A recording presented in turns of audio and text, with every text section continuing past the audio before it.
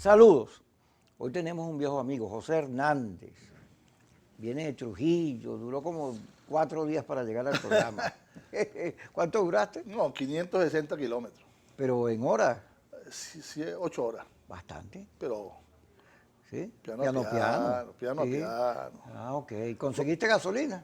Sí, conseguí en la entrada de Valencia.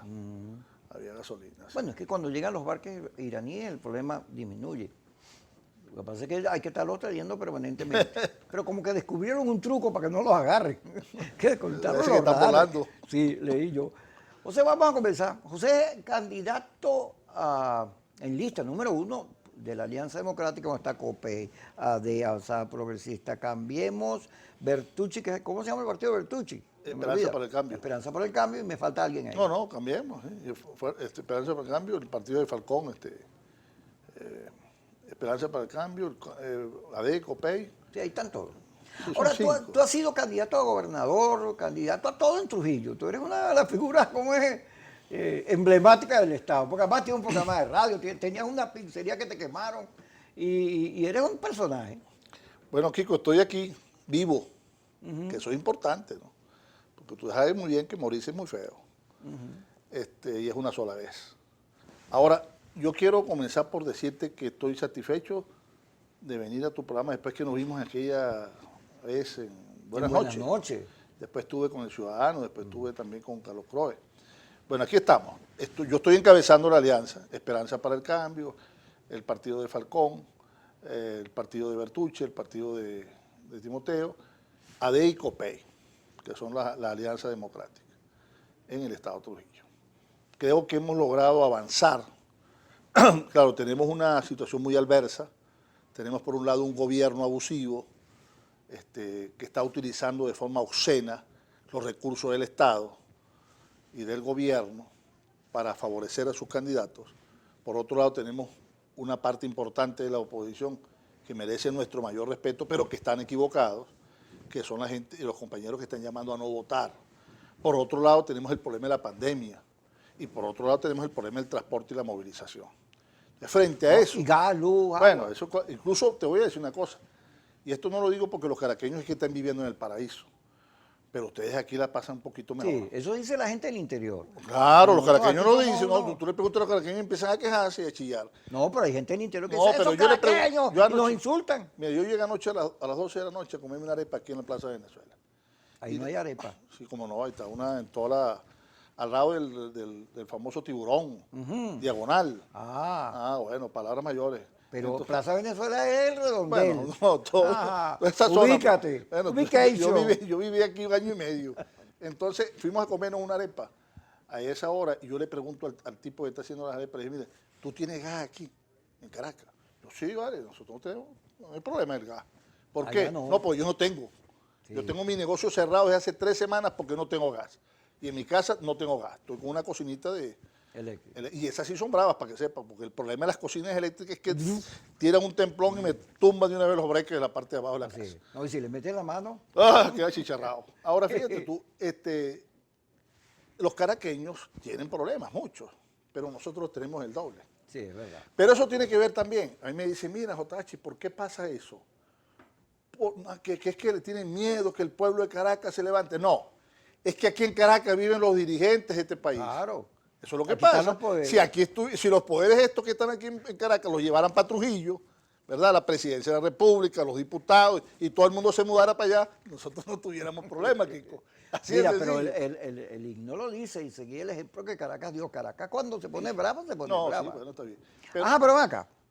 Vamos a situarnos en la realidad analítica. La gente quiere saber tu opinión sobre el caso de Bolivia. Tú sabes que hay unos analistas que creen que todo lo que ocurre en el mundo tiene que ver con Maduro y con Venezuela. No, y deforman todo, ¿no? No, y se creen en el centro del ombligo. Y no, además, Maduro... ¿Tú no viste que cuando mataron a George Floyd, aquel que pisó el policía, dijeron que eran los maduristas, que estaban conspirando, lo de Chile es madurista, pero resulta que en Bolivia acaba de ocurrir un episodio. Yo vi a Carla Angola, mi querida Carla Angola, un besito para Carla, con unos analistas allá en Miami. Son los analistas, ¡eso es un retroceso! No. Y tú empiezas a encontrar unas opiniones que no le dan a la verdad. Cuando uno no analiza bien la cosa, ¿qué pasa? No puedes tener acierto. No pegas. Fíjame una cosa, el caso de Bolivia. Hay que verlo en otro contexto, lo bueno y lo malo. Todo ese proceso de Bolivia, los dos acontecimientos, cuando el golpe y ahora, se producen en el marco de unas elecciones.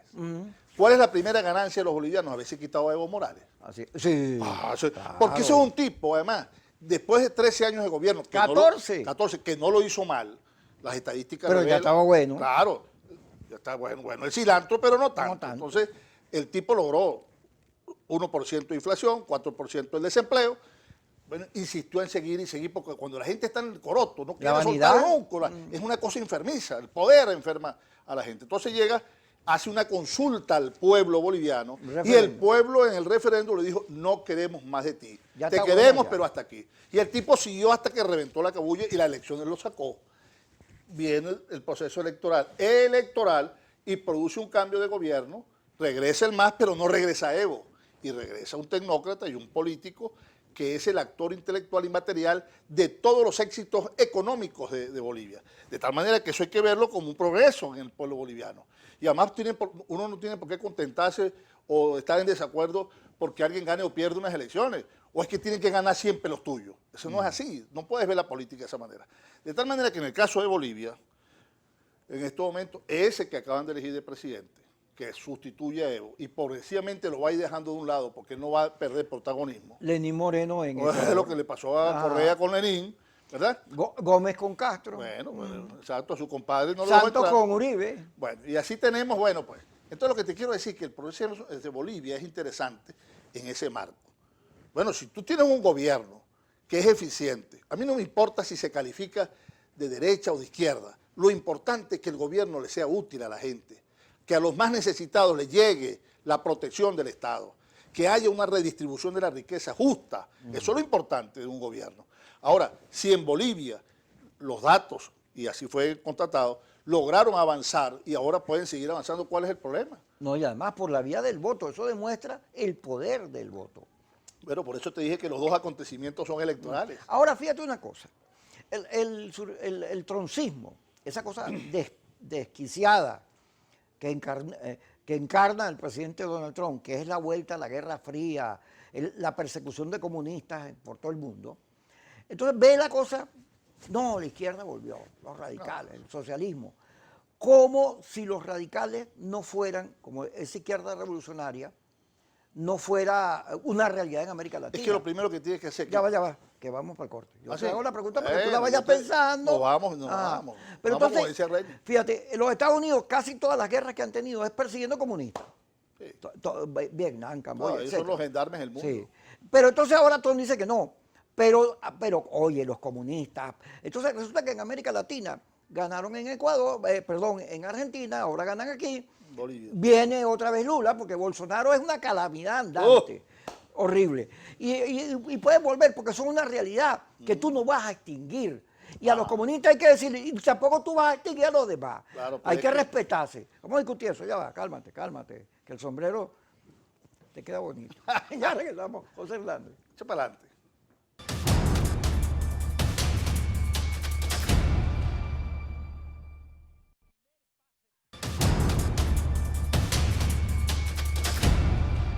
Seguimos. José Hernández, que viene de Trujillo, candidato para la Asamblea Nacional, figura, amigo. Fíjate, métete en ese tema. ¿Por qué hay que matar a los comunistas o por qué los comunistas tienen que matar a la derecha? Primero, ese esquema izquierda-derecha ya es viejo. Eso es, pero además hay una cosa que tenemos que ver, y esto me permite abordar un tema que yo quiero abordarlo con cierta tranquilidad, pero no tanta tranquilidad, con angustia, pero quiero abordarlo porque tiene que ver con la violencia, con la violencia. En efecto, el proceso de Trump y esta nueva evolución que ha habido tiene un problema práctico, que es que, fíjate tú, la izquierda latinoamericana y la izquierda en el mundo tiene diversos matices y tú no puedes plantearte la política como una estrategia de extinguir, desaparecer, pulverizar a tu adversario. Tú tienes que reconocer que existe, que están y que tienen una fuerza, y tú tienes que medir la fuerza que tienen. ¿Por qué crees tú que el chavismo nos ha ganado siempre? Porque no hemos sabido medir la fuerza que tiene, no hemos sabido hacer la estrategia adecuada para confrontar esa fuerza. En las peleas así, en la vida, porque hay peleas que no sirven para nada. Es como cuando tú peleas con un borracho. Entonces, si el borracho te gana y dice, ay, te dejaste ganar ese borracho. Y si tú le ganas al borracho, te estás aprovechando que está borracho. Entonces así son algunas peleas, pero hay unas peleas estratégicas, como la política, que tiene que ver qué es lo que ellos tienen. El chavismo en Venezuela, gústele o no le guste a la gente que está en los extremos, es una realidad política y llegó para quedarse. ¿Qué tienes tú que hacer con eso? Confrontarlos en el terreno donde puedan ser derrotados. Yo no puedo convocar una confrontación con el chavismo en Venezuela en el campo de la violencia. De la confrontación. No, esa pelea me la va a ganar porque yo no tengo ni un boyascado, chico. Y los tipos tienen todas las Fuerzas Armadas y tienen toda la estructura, tienen los ¿cómo se llama esto? No los colectivos. No. La milicia. La milicia. La milicia, que además hay gente aquí que se burla de la milicia.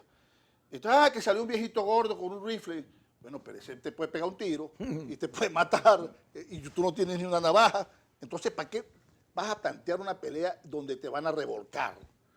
Tienes que plantear la pelea donde podemos ganar. ¿Y dónde le hemos ganado al chavismo? En elecciones. En elecciones, en el 2005. Pero además, esto lo empato con otra cosa, Kiko. Es que es aquí en Caracas la tragedia. Esta tragedia política. Claro, eso se presenta tiene que ver con lo que han decidido el liderazgo caraqueño. Así, eso es verdad. La provincia no ha sido consultada. En el 2005 nos dijeron que no fuéramos a votar. Bueno, ¿cuándo nos consultaron? La provincia venezolana fue consultada para esa locura. No fue consultada. La decidieron aquí en Caracas, en reuniones, en grupitos. Como han decidido todo en estos últimos 10 años, esta oposición, aquí en Caracas, sin consultar al país. Y ahí están las consecuencias. Yo en esa oportunidad, en el 2005, yo advertí que eso era una borrachera colectiva. Y en esa oportunidad me apoyó Pompeyo Márquez. Y fui y me inscribí allá como candidato en Trujillo. Claro, saqué 4.000 votos, me faltaron como 80.000. Pero dejé un testimonio de que era un error no participar. Y además me pasó una cosa anecdótica. Yo tengo una pizzería y tengo un señor que reparte pizzas. Y le hice la propaganda con la foto mía. Vaya a buscarme los votos allá. Y él iba ¿Repartiendo pizza? No, repartiendo la propaganda mía. Y entonces, pero él decía, aquí está José Hernández, este es un tronco de tipo, este es mi patrón, trabaja, es muy bueno, es mi compadre, pero no va a ganar. Bueno, entonces así. ¿Decía el hombre? Decía el hombre. Porque, compadre, no me ayude tanto. No me ayude tanto. Juan, así no es. Párate un momentico ahí.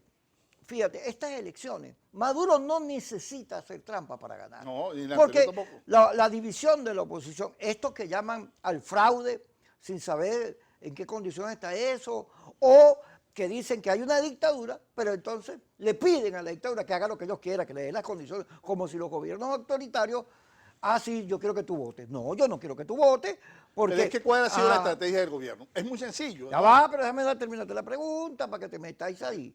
Fíjate, y entonces esta elección se ve que la va a ganar Maduro. Pero además, la oposición moderada, la democrática, la que va a elecciones, tiene sobre 200 candidatos por circuito, fraccionados en no sé cuántas, en cuántos pedazos. Y los candidatos, en vez, no en el caso tuyo, que eres un dirigente harto connotado del Estado de Trujillo, pero hay unos lugares donde metieron unos señores que le tocó a este partido, al otro, y no se dan cuenta, oye, que se van a perder los circuitos, pero es que mira, eso está cantado. Pero óyeme, Kiko, el asunto es muy sencillo. Pareciera complicado, pero no es. Métase, pues. Mira, el asunto es así. Nosotros somos muchos y votamos pocos. Ellos son pocos y votan todos. ¿Ok? Esa es la situación muy sencillita. Si aquí los que están en desacuerdo, el 80% o el 70% o el 55%, sale a castigar el 6 de diciembre al régimen, al gobierno, a lo que tú lo quieras calificar, la paliza que se le da al gobierno es el Padre Dios nuestro. Y se gana la Asamblea Nacional. Y ahora podemos hablar para qué serviría una asamblea en la oposición. Porque eso es importante explicar a la gente qué gano yo con votar. La experiencia del 2015, claro. 2015 que evaluó. No, entonces la gente dice, bueno, es que votamos en el 2015 y ahí nos mocharon la asamblea y la fueron rebanando y nos quitaron los poderes. Ok, pero eso lo podemos abordar.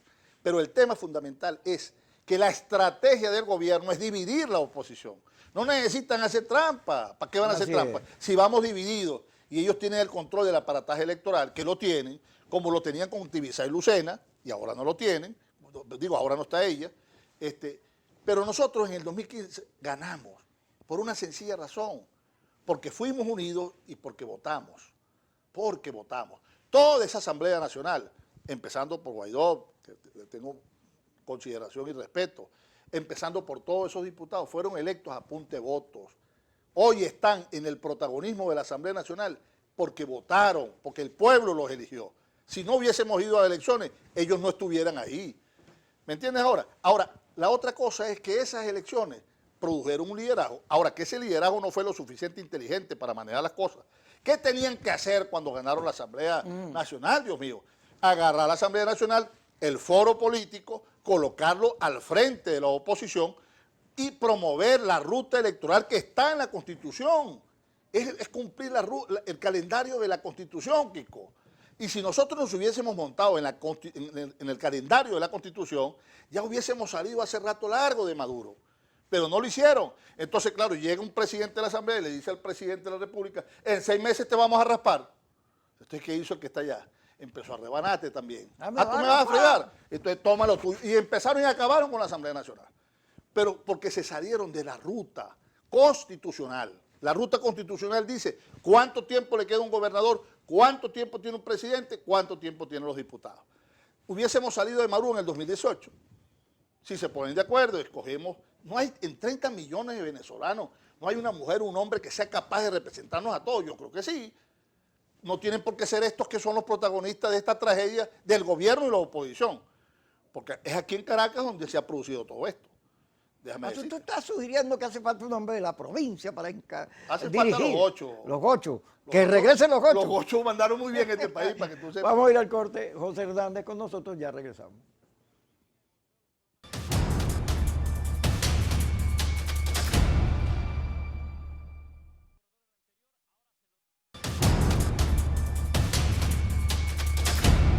Seguimos con José Hernández. José, fíjate, en Bolivia, el MAS, el partido de Evo Morales, pese a Evo Morales, retoma el poder. ¿Pero por qué lo retoma? Primero porque la señora Áñez era peor remedio que la enfermedad. Señora, seguro le abren juicio por... Y los masistas de Bolivia no le pararon a Evo para que sepa. Ah, no, sí. Evo en el exilio andaba dando vuelta el yoyo. Evo no debería regresar a Bolivia, debería ponerse un tape en la boca y quedarse allá. Pero mira, ese tipo de egos nunca reconocen nada. Pero fíjate, el MAS es el resultado de una alianza social donde la clase media es un factor fundamental. La clase media vota por Evo y votan por ellos. Pero la mayoría indígena es el soporte de esa fuerza. Entonces, ok, perdió Evo, puso la torta, lo sacaron del poder, pero regresaron porque la fuerza social peleó con los votos para retornar. En Venezuela, 80% de los venezolanos creen que hay que cambiar el gobierno. Pero ese 80%, en vez de consolidarlo, en vez de convertirlo en una fuerza que cambie el país, lo parte, lo divide y lo llevas a unas cosas insólitas. Porque no hay cosa más insólita que eso de que viene una invasión, una salida de fuerza, la ONU, todo eso es mentira, todo eso es ficción, como dice Capriles. Y la gente lo sabe, pero, no, es que el pueblo no aguanta, la gente no aguanta esta situación, pero tenemos 20 y pico de años en esto. ¿Cómo es que no aguanta? Y luego, por estar planteando salidas rápidas que son falsas, porque son mentiras, entonces se te alarga el camino. Claro, falsas expectativas, hermano. Cuando tú le elevas la expectativa a la gente, la esperanza, y se la cortas un tajo, lo que queda es desolación, tristeza, que es lo que ha jugado el gobierno. El gobierno ha jugado con los sentimientos de los venezolanos. Porque conoce a la oposición. Claro, porque nos conoce, y conoce a estos opositores que les gusta manipular ese tipo de situación. Que, por cierto, buena parte de ellos, no todos, porque uno no puede meter en el saco a todo el mundo, hay un liderazgo de la oposición que está viviendo muy bien. ¿Cuál? Sí. Hay un liderazgo de la oposición que vive muy bien, que les ha ido muy bien hacer ese tipo de oposición. Lo viven en Bogotá, lo viven en Miami, lo viven en España. Bueno, dice la oposición más radical que son corruptos, que se ganan No, yo no voy a calificarlo ahorita. El problema de la corrupción es muy sencilla, es el nivel de vida. Usted quiere saber si alguien está robando o está haciendo negocio, vea cómo vive, nada, porque la plata no se puede esconder, decía Carlos Andrés, es como la tos. Entonces, si usted tiene unos tipos viviendo extremadamente, obscenamente bien, con sus 3 papas al día, con guardaespaldas, con camionetas de 40, 50 mil dólares, y tienen un sueldito que no se lo pagan, ¿Dónde están sacando esos cobres? Están acordados, hay 20.000 cosas. Que haya gente de la oposición que ha hecho negocio con el gobierno, si las ha habido. Ay, ¿por qué nosotros tenemos que pagar cuenta por eso? Justo por pecadores, entonces. Que hacen negocios o que tienen acuerdos con... Si han llegado a acuerdos con el gobierno, serán ellos, pero no tienen por qué meter al liderazgo. Y ahí yo tengo que reivindicar, Kiko, a cientos de líderes de la oposición de la provincia venezolana y de Caracas, que nada tenemos que ver con los negocios, ni las componendas, ni las vagabunderías que han hecho aquí en Caracas. Nosotros tenemos una hoja de servicio que mostrar. Y yo lo digo por mí, porque tengo que hablar de mí, porque al fin y al cabo yo soy el candidato. 21 años, Kiko, 21 años. ¿21 años qué? De gobierno que tiene esta gente. Ok. Ahí ha pasado. Yo pensé que tú me dijiste que tenías 21 años. Dios quiera, Dios pudiera yo retroceder el tiempo. Mira, en ese tiempo, yo puedo decirte, no ha habido marcha, no ha habido protesta, no ha habido enfrentamiento que yo no haya participado en mi estado. Igualito. Bueno, y todo el mundo. En el país también. En mi caso me saquearon mi negocio y me saquearon el negocio de mi hijo. Saqueado, que se robaron hasta las posetas. ¿Pero quién lo hizo? Bueno, los colectivos de esa oportunidad. Bueno, me llevaron a juicio, me pusieron casa por cárcel, después me dieron una medida cautelar de presentarme allá todos los viernes a firmar un gilacho de libro para que supiera que yo estaba aquí en Venezuela. Después me inhabilitaron por 6 años. Entonces tú tienes luchando 21 años contra esta gente. Yo voté por el primer candidato, Salas Romer. Voté después... Por Arias Cárdenas. No, ese sí, Dios me perdone por haber votado por ese señor, pero voté. Bueno, y después voté por el maracucho, Manuel Rosales. Manuel Rosales, Capriles. voté 2 veces por Capriles. Bueno, yo he hecho todo el ABC que me han mandado a decir los opositores. Si alguien merece un árbol para que me ahorquen, soy yo. Entonces ahora resulta que los míos me acusan a mí de que yo soy un vendido, que estoy entregado, que soy alacrán. ¿Ah? Es una cosa impresionante. Eso no solo es injusto, sino que así te divides. No, pero no solamente eso lo hacen conmigo, lo hacen con todo el mundo. Todos los dirigentes de Venezuela, para dividir, para fracturarnos, para que se genere odio entre nosotros. Yo tengo digamos, una percepción de que hay un liderazgo que está equivocado. Yo no tengo por qué hablar mal de ellos. Leopoldo López, Henry Ramos, los hermanos Guanipa, Julio Borges, están equivocados. Y yo tengo la impresión que con ellos nos vamos a reencontrar, ¿tú sabes cuándo, Kiko? En la elección de gobernadores. ¿Cuándo? Cuando el referéndum revocatorio. Falta bastante para eso. No, falta mucho, no falta mucho. No falta mucho, estamos como la cuña aquella, falta poco. Te voy a decir, esa es la ruta electoral. Elecciones, ahorita en diciembre, vamos a las elecciones de gobernadores y en vez de tener 4 pasamos a tener 15 o 12 gobernadores, ¿verdad? Si vamos unidos, y después vamos al referéndum revocatorio, sacamos a Maduro y la Constitución dice que en 90 días se elige un nuevo presidente de la República y tendremos un nuevo presidente. Pero el problema, Kiko, no se resuelve quitando solamente a Maduro. El problema se resuelve con una palabra que se llama gobernabilidad. ¿Cómo vas a gobernar este país en medio de una confrontación, una guerra? Explícame. ¿Qué vamos a superar? No, como la señora Áñez, si tú ganas para perseguir a los que eran tus adversarios, primero es un mal gobierno, pero segundo, vives en inestabilidad permanente. Y te van a tumbar. Claro, te van a tumbar. te van a fregar. Ahora, si tú llamas y dices, señores, vamos a echar un timer, un momentico, vamos a llegar hasta aquí. Vamos a dejar esta pelea inútil y vamos a poner la agenda central del país. ¿Cuál es la agenda central del país? El problema de la inflación. ¿Cómo paramos esta locura que un cartón de huevos hoy cuesta tanto y mañana cuesta acá. Fíjate, hay un documento. Pero perdón, para terminar la idea. La inflación, Kiko. 2, los servicios públicos. Tú tienes que resolver el problema del gas. Agua, luz, gas. El gas. La gente no tiene idea de la tragedia de lo que estamos viviendo los trujillanos, los venezolanos y especialmente la gente de la provincia con el problema del gas. Eso de echarse una bombona en las costillas para caminar 30 kilómetros lo hacen las mujeres venezolanas, las hace la gente en el campo, porque no hay gas. Tenemos que resolver el problema de la gasolina, tenemos que resolver el problema de la deuda externa. Si no hay electricidad, no hay agua, no hay empresa, no funciona. Entonces la agenda central, todos son importantes. esa agenda central del gobierno que viene, tiene que ser el ciudadano, no la confrontación, no la pelea, no el insulto, porque con eso no come nadie. Párate un momentico ahí, fíjate. La conferencia episcopal produce un documento, el primero una maravilla. Baltasar Porras interviene en Fedecámara y vuelvo y lo insisto, una obra de arte su discurso, como el de Ricardo Cusano.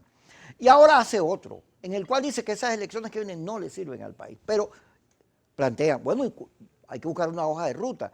Yo me pongo a pensar, ellos dicen que la abstención no es suficiente, pero hoja de ruta, ve acá un momentico, aquí hay una hoja de ruta, la hoja de ruta electoral, que es la de los pueblos que luchan por su liberación, porque la gente participe y por resolver sus conflictos en paz. Esa hoja electoral, hay un grupo de venezolanos que la han defendido. Yo fui a votar también en el 2005, y Julio Borges y Carlos Ocari fuimos a votar.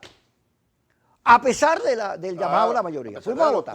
Porque nosotros creemos en el voto no es un adminículo, creemos en eso. Pero la conferencia episcopal no reconoce que aquí hay una gente que cree en el voto, que pelea por el voto y que plantea que esta es la ruta. Bueno, pero eso lo vamos a discutir. Y el problema fundamental es ese, que hay una gente que está inventando unos caminos que no son reales, que no han producido desde 1950 hasta hoy, 58 hasta hoy nada, no han tumbado gobierno, ni Chávez. Pero la mejor demostración es Chávez. Chávez no llegó al gobierno con el voto. La ruta es electoral. Y eso hay que insistirlo con la conferencia episcopal, con Trump, con el que sea. Pero después del corte, porque tú no me dejas terminar la preguntita. Yo no te debo hablar ahora, entonces. Eso no te lo cree nadie. Ya regresamos. José Hernández, aquí en nuestro programa. ¿Qué cosas?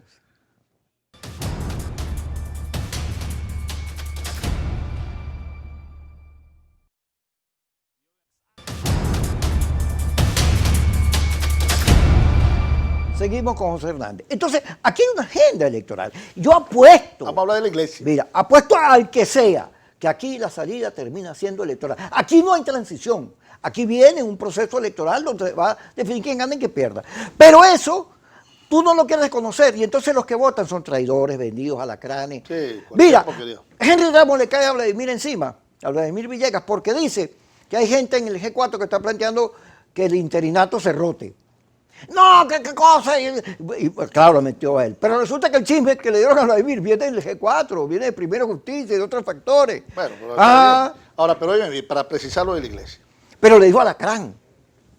¿Y bueno, por qué a un periodista le vas a decir Alacrán? A mí el que me diga Alacrán cordialmente le digo cucaracha. Ajá. Así, con mucho respeto. Sí, tú eres una cucaracha. Así, tú eres una cucaracha. ¿Por qué tú me vas a calificar a mí? ¿Por qué no le dices tú eres una rata? ¿Qué tú es eres Alacancito y tú eres una rata. No, conmigo no, porque yo no pongo la otra mejilla. Ajá. Ahora, lo que te voy a decir es lo de la iglesia. En la iglesia hay diversos matices.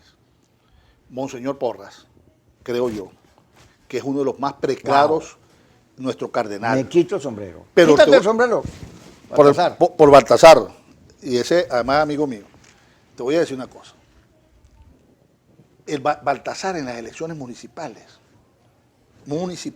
cuando toda la oposición llamaba a no votar para candidatos a alcalde, Baltasar dio unas declaraciones en la sede de la iglesia del Episcopado de Mérida, con un grupo de ciudadanos merideños llamando a votar. Llamó a votar en esas elecciones Baltasar, independientemente, porque además la conferencia episcopal en esa materia no se había pronunciado. Ahora, la iglesia, retrocede frente al viaje de insultos, epítetos y cosas que le lanza. Y bueno. Que montan los laboratorios. Bueno, claro, los laboratorios afuera, porque además no todo el mundo tiene piel para aguantar que el único descanso que hay es mientras el palo va y viene. Entonces no es fácil. El propio Capriles lo metieron en el trapiche y de una vez reculó, porque lo molieron. Pero no tuvo, tú sabes, que yo creo que él puede ser un gran líder, pero el hombre arrugó. Y eso él puso una condición que no se dio. Pero óyeme, él debió seguir al frente de esto. Porque el problema de la política, de líder, es que él tiene que decir, hacer lo que cree, no lo que la gente quiere oír. Así es. Porque si la gente quiere oír aquí a un señor que les diga, no vayan a votar, y yo no creo en eso, porque la mayoría cree eso, yo soy un farsante. ¿Tú me entiendes? Yo tengo que decir lo que yo creo. Hay que votar. Si tú no quieres votar, pues no votes, pues. No va a pasar nada con eso. Estás votando por el gobierno. Pero yo creo que hay que votar. Entonces, eso es un problema de posiciones. El líder está para orientar, para escuchar a su pueblo, poner el oído abajo y después tomar una decisión y conducir, no dejarse manipular. Porque no siempre las mayorías tienen razón. O es que tuvo razón la mayoría de los venezolanos que eligieron a Chávez o a Maduro. Pues ¿quién eligió los primeros procesos al chavismo. Ellos no hicieron trampa en esos procesos. Ellos ganaron. Entonces, porque ellos eran mayoría, había que sumarse a Chávez, había que sumarse a Maduro porque tenían el pueblo. Pues no, nosotros dijimos que no. Aún cuando estábamos en minoría. O hay que hacer lo que dice que, te pongo este pasaje bíblico. Cuando Pilato le consultó al pueblo, ¿a quién hay que salvar? ¿A Barrabás o a Jesús? ¿Qué dijo el pueblo? A Barrabás. A Barrabás. Y lanzaron a Jesús para allá, a llevar palos. Eso fue lo que hizo. Entonces, y estaba equivocado el pueblo en esa oportunidad. Los que están ahorita llamando a la detención están equivocados. De buena fe están equivocados. Hay uno que otro que está haciendo no tiene buena fe. que no está haciendo, que está metido en su chanchullo. Eso es otra cosa. Pero el pueblo está equivocado. Si el pueblo sale con fuerza, con vigor. Ve acá.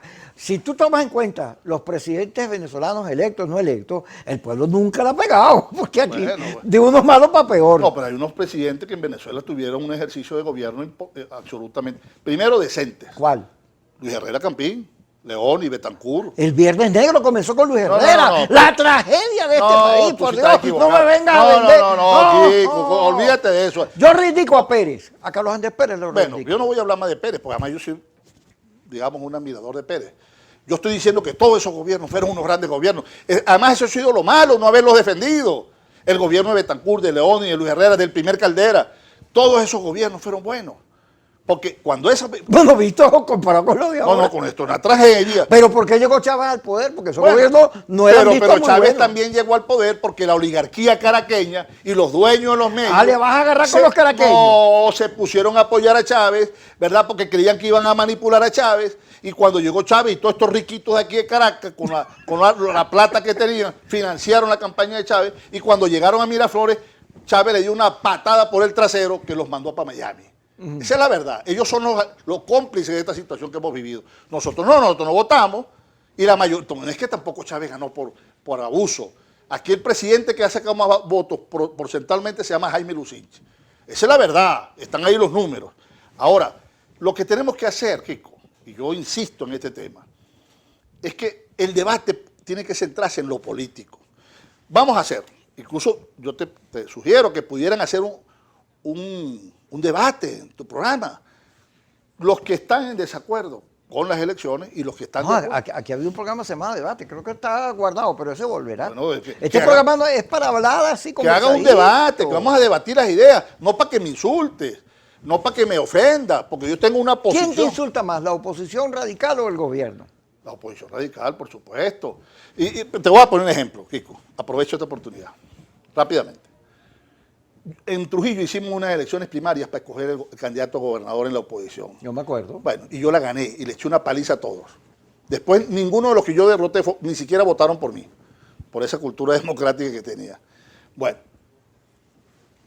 en ese entonces yo era el jefe del comando de campaña de Capriles, porque yo era el candidato a gobernador. Faltando 3 días para las elecciones, 3 días, el viernes, llegaron a mi casa, estaba yo en una reunión en mi casa con los candidatos a alcaldes, 8 alcaldes que están vivos, pueden decir si esto es mentira o verdad, pues yo no estoy aquí hablando. Y te atracaron. Y me robaron. Entonces llegaron unos tipos armados con pacto, no malandro, con lenguaje de... Uno sabe cuándo es el lenguaje del malandro. Mira, por favor, diputado, a mí, dividiendo, ¿dónde están los reales? Como aquella pregunta. Sí. Ah, sí. Será Luis Herrera. Claro, ¿dónde están los cobres? Bueno, ¿qué querían ustedes que hiciera yo?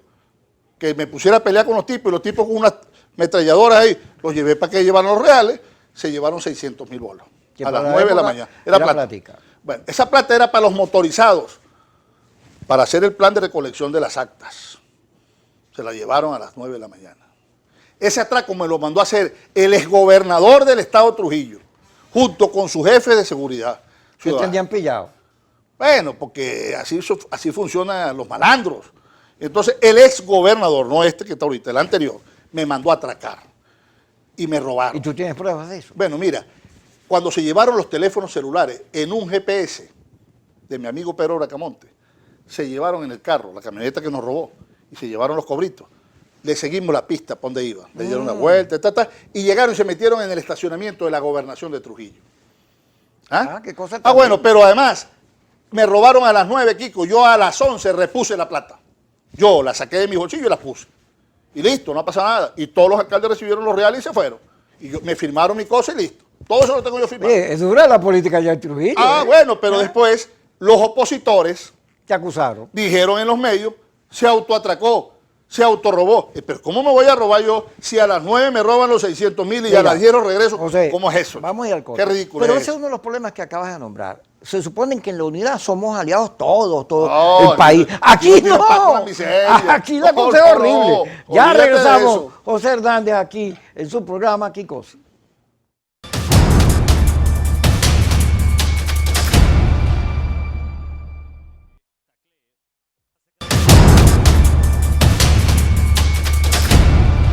Seguimos con José Hernández, candidato a la Asamblea Nacional por el Estado de Trujillo. Fíjate, en los acuerdos de unidad, todo el mundo debe ganar, porque son aliados, porque hay unos propósitos, tanto en la unidad que plantea el gobierno, en la oposición o donde sea.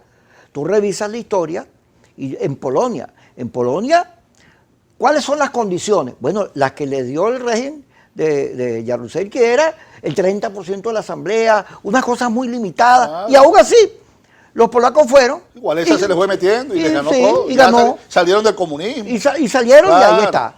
Pero en Bielorrusia, el dictador puso a la oposición que iba ganando en todas las encuestas en 20%. Ahí está la gente peleando. Claro. Peleando. Porque los derechos, porque el voto es una permanente lucha. Tú siempre estás tratando de ampliar la democracia. Y el voto puede prender la pradera. Claro. Entonces, aquí hay unos señores que quieren una invasión. El cuento hay que respaldar una invasión. Pero yo no te voy a hablar de la invasión. Pero ven acá que hay un tema de soberanía, ¿qué es eso? No luego, yo no acepto que que te dirijas a Trump. Yo quiero que aquí dirijan los venezolanos su película. Ni chino, ni ruso, ni turco. Venezolano. Ni cubano. Ajá, ahora, ni cubano. Óyeme, sobre el tema de la guerra. Primero, ajá, ¿quiénes son los que piden guerra? Los que no van a echar un tiro, para que sepan. Ni van a estar de primeros. Todos van a estar escondidos. Todos. Aquí van a matar a los... Eso es lo que va a pasar. 200,000 muertos nos toca a nosotros en una confrontación, porque además están minimizando, están desconociendo lo que el chavismo tiene. Y eso es muy peligroso, terriblemente peligroso. Tú no puedes pensar en que aquí van a venir unos tipos y van a matar a fulano, a Perencejo, se van a llevar a fulano, al otro, y entonces en un helicóptero van a poner a un virrey ahí en Miraflores y no va a pasar nada. No, papá, eso no va a ser así. Eso no va a ser así, eso va a ser una guerra civil, desproporcionada y además con la cantidad de muertos que tú no tienes idea. Y solo vamos a saber cuándo comienza, Kiko, no cuándo termina. Por eso es que no se produce. Pero eso porque además el continente está inestable. Claro, y además eso generaría es una locura. Pero ¿cuándo vamos a recuperar a Venezuela, Dios mío? ¿Cuándo van a regresar mis hijos? Que tengo 7 hijos fuera del país. ¿Cuándo van a regresar los millones de venezolanos que están fuera del país? En un país en guerra, en un país sin luz, sin agua, sin gas, sin servicio, sin internet. ¿Van a regresar los venezolanos? Los venezolanos no vienen para acá otra vez. Entonces tú tienes que plantearte recuperar este país frente a no que se friegue más. Más nada, y resolver los problemas de la gente. Y el país regresará, porque eso es muy doloroso lo que está pasando, Kiko, con los hijos. Con otro drama más grave. ¿Tú no ves la gente que se está yendo ahorita para otra vez con las maleticas? Pero te me voy a decir. Me dan ganas de llorar. No, pero óyeme esta cosa. Más terrible es, mira, te voy a contar, o decir, el drama de los que tenemos hijos afuera es que tenemos un conflicto de sentimientos encontrados de que no sabemos si algún día los vamos a volver a ver. Porque se supone que todos esos venezolanos que están afuera tienen papá, tienen mamá, tienen abuela, tienen tío, y algunos son viejos. Entonces cuando se mueren allá, los sufrimos aquí, y cuando se mueren aquí, los lloran allá. Esa es la tragedia que estamos viviendo en Venezuela. Bueno, vamos a seguir frente a eso en esta guerra, procurando una confrontación inútil además, que lo que hace es que una casta de gobernantes sigan viviendo y dándose la gran vida con los dineros del Estado venezolano.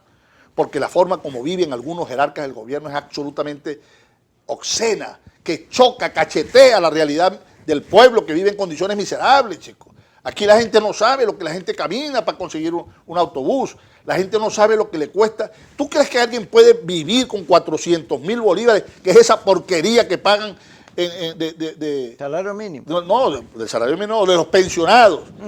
Cónchale, los pensionados, vale. Mi mamá es pensionada. ¿Cómo van a vivir? ¿Quién puede pensar en sano juicio? Ahora, los que están enchufados viven bien.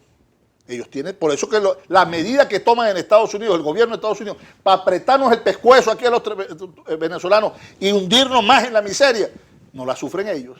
Ellos están bien, ellos tienen gasolina, comen carnitas, comen pollito, comen todo, tienen todos los recursos, pero nosotros, el pueblo venezolano, está hambriado. ¿Y qué se hace?